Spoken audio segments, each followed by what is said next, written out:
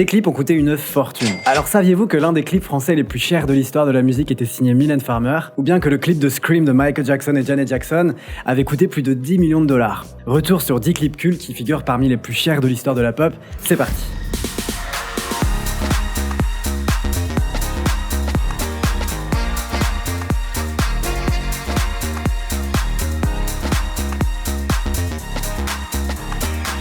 Bonjour à tous et bienvenue, c'est Popslay et je suis une nouvelle fois ravi de vous retrouver dans une nouvelle vidéo. On se retrouve chaque semaine sur ma chaîne YouTube pour décrypter ensemble les plus grands classiques de l'histoire de la pop musique. Et la pop, c'est aussi des clips grandioses qui ont parfois coûté la peau des femmes. Aujourd'hui, on va donc parler argent et on va analyser les clips les plus chers de l'histoire de la pop. Et restez jusqu'au bout car vous risquez d'être surpris. Alors petit disclaimer avant de commencer la vidéo, il s'agit d'une liste non exhaustive. Il y aura sûrement une deuxième partie si vous le désirez. Généralement, quand vous me le demandez, je m'exécute, je crois. Et on commence sans plus attendre avec Thriller de Michael Jackson.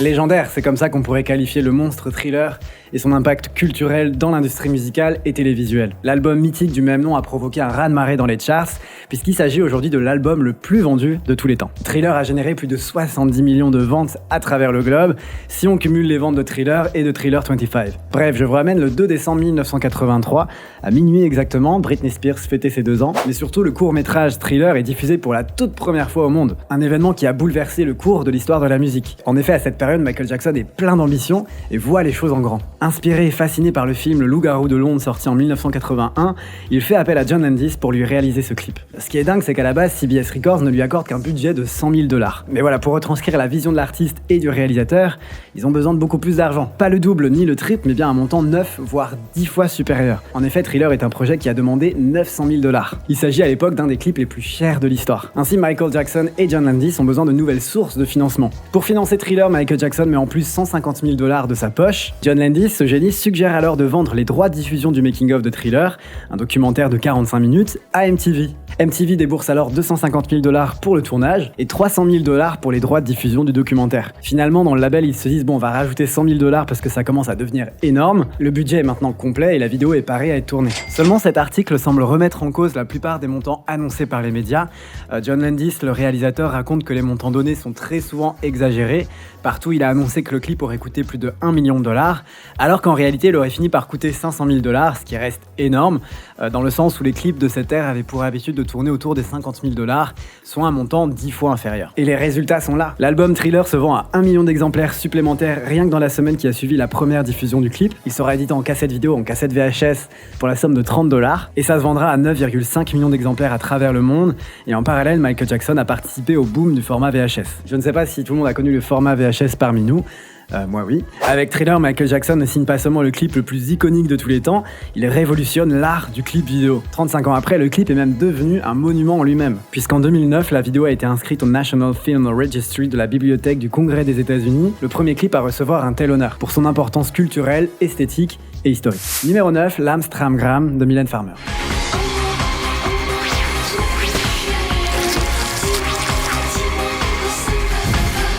L'Amstramgram est le 27e single de Mylène Farmer et surtout le premier extrait d'un album mythique, Innamoramento. Le budget pour ce clip s'élève à 900 000 €. Il s'agit du clip le plus cher de la carrière de Mylène Farmer et surtout l'un des plus chers jamais réalisés pour une artiste française. Ce titre, il est très puissant, les paroles sont riches en sonorités, allitérations et autres doubles sens dont seule Mylène Farmer a le secret. Pour ce clip, Mylène Farmer fait appel à un célèbre réalisateur chinois, au programme 5 jours de tournage près de Pékin, mais au final, Mylène Farmer est restée 3 semaines entre Hong Kong et Pékin pour préparer ce projet. Voici ce qu'elle avait d'ailleurs déclaré. 5 jours de tournage, nous avons travaillé énormément, 20 heures, parfois sans interruption. Les conditions atmosphériques étaient très difficiles, j'avais des changements permanents de costumes, mais c'était passionnant, et c'est le plus important. Le clip est diffusé en France pour la toute première fois le 27 mars 1999, dans l'émission Plus vite que la musique. Néanmoins, après une belle entrée au top single à la 2e place, l'Amstramgram peine à devenir le tube escompté. En revanche, Innamoramento, l'album a quant à lui été un énorme succès commercial, puisqu'il s'est vendu à plus de 1 150 000 exemplaires en France, seulement 4 ans après Anamorphosé, qui lui s'était vendu tout autant. En réalité, Mylène Farmer a réussi l'exploit d'enchaîner 5 albums certifiés diamant ici en France. Ainsi soit-je en 88, l'autre sorti en 89, Anamorphosé en 95, Innamoramento en 99 et Les mots en 2001. J'imagine qu'elle sera de retour d'ici septembre, j'en profiterai pour faire une vidéo dédiée à son sujet. On passe à la suite, numéro 8, Toxic de Britney Spears.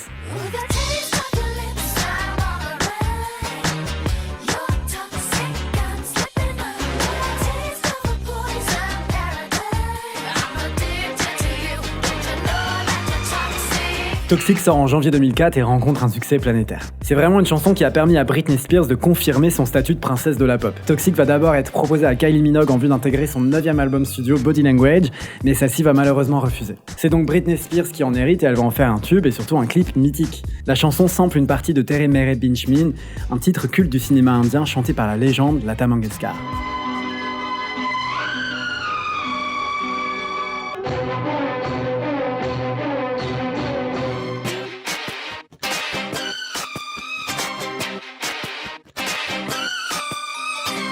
Lata Mangeshkar qui en 1974 entre dans le livre Guinness des records comme étant la chanteuse ayant enregistré le plus de chansons au monde. Toxic est l'un des clips les plus marquants de sa carrière et aussi l'un des plus chers. Le clip a été tourné sur 3 jours à Los Angeles et aurait coûté $1 million.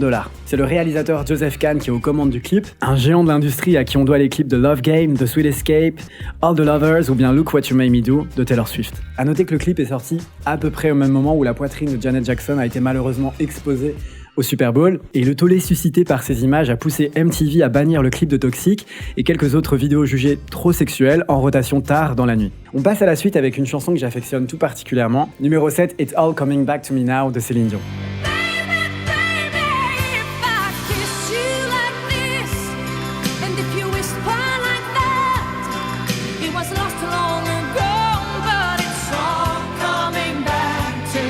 Je pense qu'il s'agit de ma chanson préférée de Céline Dion, c'est clairement la power ballade ultime. D'ailleurs, lorsque Céline Dion parle du titre, elle dit, je cite, qu'il s'agit de la plus grande chanson qu'elle n'ait jamais enregistrée de toute sa vie. This song is probably the biggest song I have ever recorded my whole life so far. Pour illustrer la chanson, Céline Dion propose un clip ou plutôt un court-métrage de 7 minutes aux allures de conte fantastique. It's All Coming Back to Me Now met donc en exergue une Céline Dion qui se remémore son amour perdu. Ce dernier étant malheureusement décédé dans un accident de moto après que la foudre ait frappé un arbre devant lui. Céline Dion se dirige alors vers son miroir et voit apparaître celui qu'elle aime dans le reflet. Le clip a été dirigé par Nigel Dick avec un budget estimé à plus de 2,3 millions de dollars, l'un des plus chers de sa carrière. Ce qui est fou avec cette chanson, c'est qu'elle a initialement été enregistrée en 1989 par un groupe entièrement féminin appelé Pandora's Box.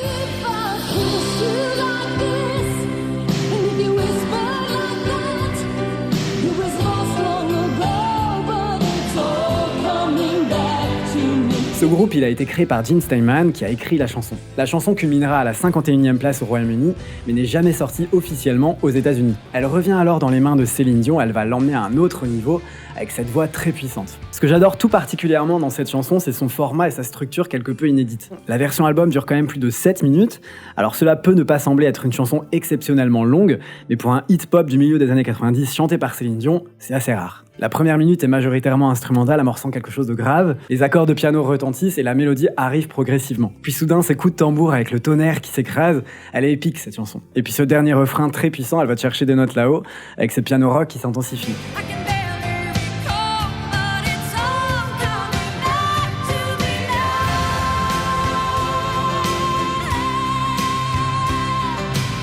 Bon après, malgré un budget colossal, il faut bien admettre que les effets ont quelque peu mal vieilli. Ce passage avec la moto qui descend les escaliers, ça me tue à chaque fois. Mais bon, il faut tout de même rappeler que nous sommes en 1996, les avancées techniques et technologiques n'étaient pas du tout les mêmes qu'aujourd'hui. On passe au clip suivant, mais avant ça, je vous laisse quelques secondes pour vous abonner à ma chaîne en cliquant juste ici. On est bientôt 60 000, je sais pas si vous vous rendez compte, moi non.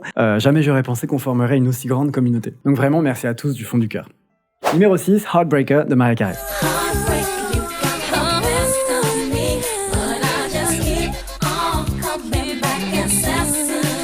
En 1999, Mariah Carey sort son album Rainbow, où figure le tube Heartbreaker. Et elle nous dévoile ce clip qui a clairement contribué à en faire un tube planétaire. Pour ce faire, la production n'a pas lésiné sur les moyens, la réalisation du clip est signée Brett Ratner, et le budget alloué est conséquent pour l'époque puisqu'il s'élève à plus de 2,5 millions de dollars, soit environ 1,8 million d'euros. Maintenant, comment expliquer un tel budget ? Tout d'abord, la vidéo a été tournée au Los Angeles Downtown Theater, un des plus gros cinémas de la ville. Et puis rappelez-vous cette scène de combat entre les deux Mariah Carey à la fin du clip. Cette partie a été la plus technique et complexe à réaliser, et donc par extension la plus chère. Aussi, on peut noter que la chanson est en duo avec Jay-Z, mais ce dernier n'apparaît pas dans le clip pour des raisons contractuelles. En effet, à cette période, Jay-Z sort un clip pour sa chanson Girl Best Friend, et son contrat stipule qu'il devait attendre 2 semaines avant d'apparaître dans une autre vidéo. Ainsi, il est remplacé par un film d'animation au sein du clip, qui lui aussi a dû coûter très cher à la production. Personnellement, j'adore ce titre. D'ailleurs, Heartbreaker sample Attack of the Name Game enregistré en 1982 par Stacy Lattisow.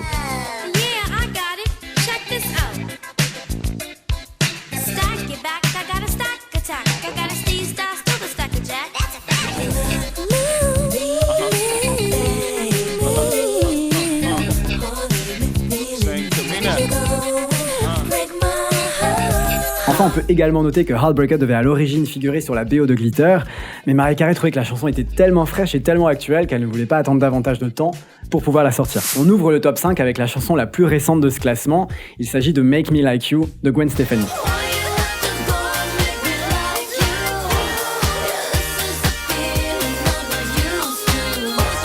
Nous sommes en 2016 et Gwen Stefani est prête à frapper un grand coup pour promouvoir la sortie de son album This Is What the Truth Is Like. Pour illustrer la chanson Make Me Like You, elle décide tout simplement de filmer le clip en direct des Grammy Awards en 2016, donc imaginez tout cela en une seule prise, imaginez aussi la pression. Le clip n'est pas forcément marquant, mais en termes de production, c'est assez dingue. Pendant 4 minutes, Gwen Stefani opère à plusieurs changements vestimentaires et s'évade dans de multiples décors. Et puis surtout, il s'agissait du premier clip réalisé en direct à la télévision. La vidéo est signée Sophie Muller et le budget alloué à ce projet hors norme a dépassé les 4 millions de dollars. C'est juste énorme pour un clip sorti dans les années 2010. L'opération marketing est folle puisque Billboard rapporte que Target a investi environ 12 millions de dollars dans la campagne, dont 8 millions de dollars pour le seul temps d'antenne. Interscope et Gwen Stefani ont donc proposé un clip officiel entièrement payé par des sponsors et surtout vu par des dizaines de millions de personnes avant même d'avoir été mis en ligne. Fun fact, on apprend dans les médias que la première journée complète de répétition pour le tournage en direct de Make Me Like You a commencé seulement 2 jours avant les Grammy Awards. Le jour du tournage, malheureusement, Gwen Stefani rate sa sortie en roller et tombe à terre. S'en est suivi un grand silence sur le plateau qui traduisait une certaine pression, une certaine peur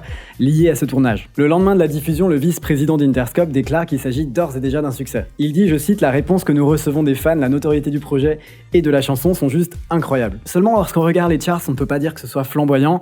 C'est clairement en deçà des attentes au vu des moyens mis en place pour la réalisation de ce projet. Le clip, vous voyez, affiche 25 millions de vues sur YouTube, ce qui je trouve est assez timide. Make Me Like You entrera 54e aux USA avant de reculer à la 68e place pour ensuite sortir du classement. Quant à l'album, il va entrer directement numéro 1 des ventes aux États-Unis, il va chuter très rapidement. En France également, le projet n'a pas fait d'étincelle puisqu'à ce jour, l'album s'est vendu à moins de 3000 exemplaires, dont 1100 exemplaires vendus en première semaine. C'est dommage, j'aurais bien aimé voir Gwen Stefani revenir au top avec cet album, mais je pense que le lead single était trop faible. En revanche, j'avais adoré Baby Don't Lie qui était sorti 2 ans plus tôt, avec ce clip, vous savez, très psychédélique.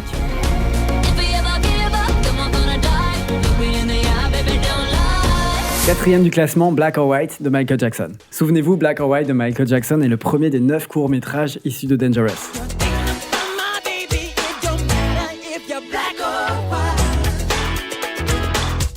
Une production plus qu'audacieuse, une fois de plus signée John Landis. Pour le clip de Black or White, Michael Jackson repousse les limites même du clip et le résultat pour l'époque est juste époustouflant. Je ne vais pas m'étaler davantage sur la construction de ce clip et le succès de la chanson, puisque j'ai dédié une vidéo à ce sujet, je vous la mets juste ici. On peut néanmoins retenir que Black or White est l'un des clips les plus chers jamais réalisés. On est sur un budget de 4 millions de dollars avant inflation. Et puis si l'on doit retenir quelque chose de ce clip, outre son message, c'est évidemment l'effet visuel révolutionnaire appelé morphing. C'est clairement ce qui a aidé ce clip à devenir culte. Allez, on ouvre le top 3 avec Die Another Day de Madonna.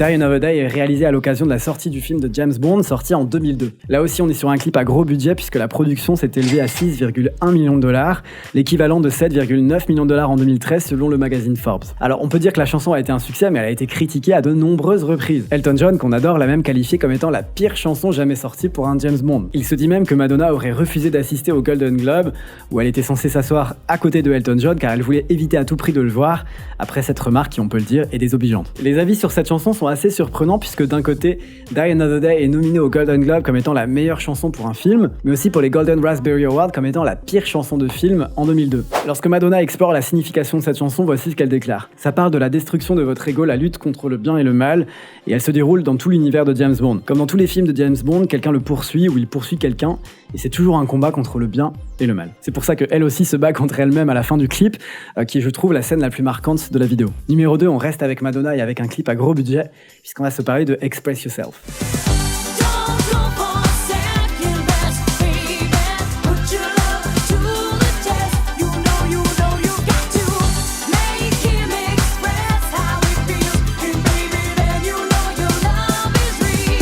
Express Yourself a lui aussi bénéficié d'un budget colossal, puisque selon le magazine Forbes, le clip aurait coûté plus de 9,4 millions de dollars, soit 5 millions de dollars avant inflation. Express Yourself, c'est l'un des tubes mythiques de Madonna. Cette chanson est écrite par Madonna et son ami de longue date Stephen Bray, et semble s'inspirer de Respect Yourself des Staple Singers, sorti en 1991.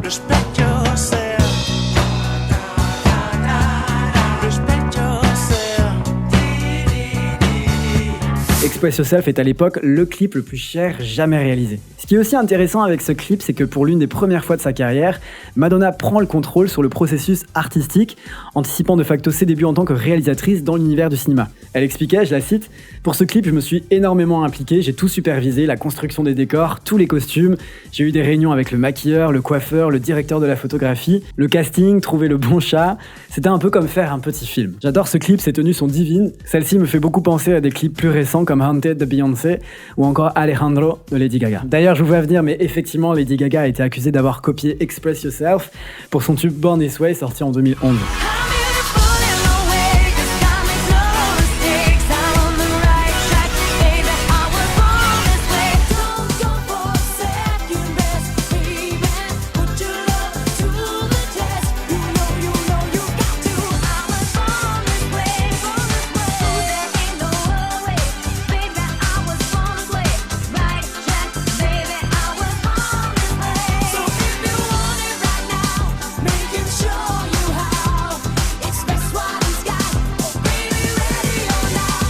Mais je vous parle de tout ce drama dans cette vidéo, je vous invite à aller la voir. Bref, que du love pour ces deux légendes. Et enfin, premier de ce classement, vous l'avez sûrement compris, il s'agit de Scream de Michael Jackson en duo avec Janet Jackson.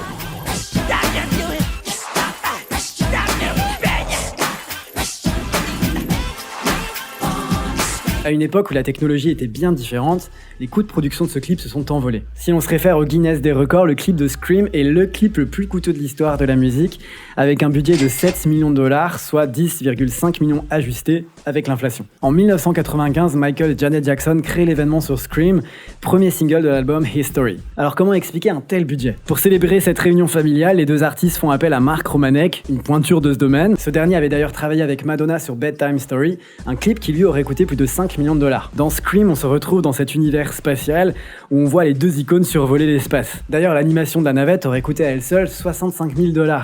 On peut également noter que pour un tournage de cette ampleur, la maison de disques avait réclamé à ce que le clip soit livré en seulement 5 semaines, un délai juste indécent au vu des effets qui ont été demandés. Mark Romanek a donc dû mettre les bouchées doubles et les budgets se sont envolés. D'ailleurs, dans cet article de NPR, il déclare que cette vidéo n'était clairement pas l'une de ses favorites, et toujours dans ce même article, il conteste aussi son statut de clip le plus cher de l'histoire, puisqu'il avait déclaré « Il y a au moins 2 autres vidéos qui ont coûté encore plus cher, seulement il ne donne pas les noms ».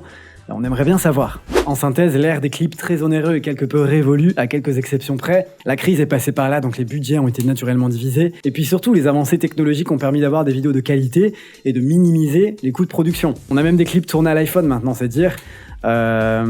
Bon, ce ne sont clairement pas les meilleurs. Il existe évidemment des contre-exemples, mais il est vrai que la majorité des vidéos les plus chères ont majoritairement été tournées dans la décennie 90, une période charnière pour la musique. En tout cas, j'espère que cette nouvelle vidéo vous a plu, j'ai pris énormément de plaisir à la produire. Dites-moi si vous êtes chaud pour une partie 2, puisqu'il y a plein d'autres clips dont on aurait pu parler. Si vous avez aimé cette vidéo, c'est le moment de la rétribuer d'un pouce bleu, de la partager autour de vous, de la commenter, et de vous abonner à ma chaîne Popstar en cliquant juste ici. Vous savez, je construis mes vidéos seul, je ne vois souvent que des chiffres et vos commentaires, mais pas forcément les personnes qu'il y a derrière. La semaine dernière, lors du Chromatica Ball, j'ai eu l'occasion de rencontrer certains d'entre vous. Merci d'être venus me voir, merci pour vos mots.